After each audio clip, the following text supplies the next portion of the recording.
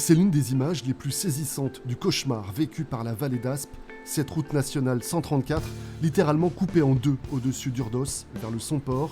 Mais c'est bien 4 villages et de nombreux habitants qui ont été touchés de plein fouet par cet épisode météorologique exceptionnel.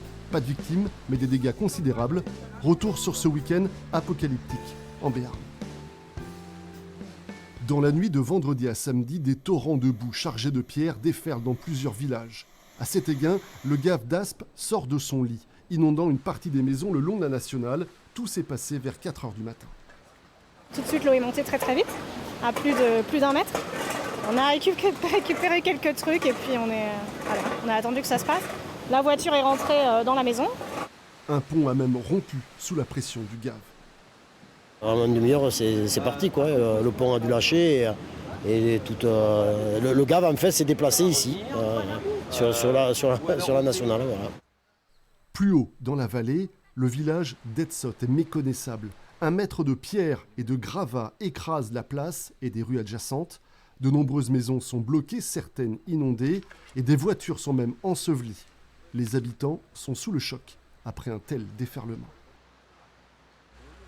Dans mon épicerie et ma pizzeria, c'est monté à 2 mètres là, jusqu'en haut de la porte. Et voilà, après là, ma voiture, enfin voilà quoi. Je sais pas ce qui s'est passé. C'est foutu. Le commerce aussi, on a toutes les étagères qui sont tombées, la vitrine qui s'est retournée. Dès samedi, les services techniques ont pu s'approcher et commencer à évaluer l'étendue des dégâts pour la RN 134. Un trou béant sur plusieurs dizaines de mètres. Le chantier s'annonce colossal. Il faudra dans un premier temps expertiser précisément les limites du terrain qui est concerné. On voit bien qu'on a encore des fissures sur la chaussée. On est vraisemblablement sur des mois de travaux, vu les volumes exceptionnels qui ont été emportés effectivement par les eaux.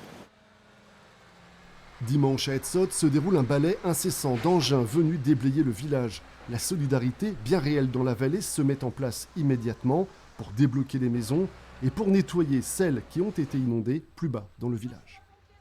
Aujourd'hui, y a une grosse solidarité. Ouais. Tout le monde veut nous héberger, enfin vraiment, voilà. L'entraide également sur les hauteurs de Bors, au bout de cet immense amas de roches pour venir en aide à ces habitants isolés. Leur microbrasserie installée il y a 2 mois est dévastée. Ça a soulevé la route, c'est incroyable.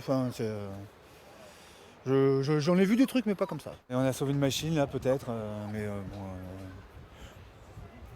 tout est mort quasiment. Il faudra pourtant tenter de se relever après un tel cataclysme, mais le défi est immense pour les sinistrés de la vallée d'Aspe.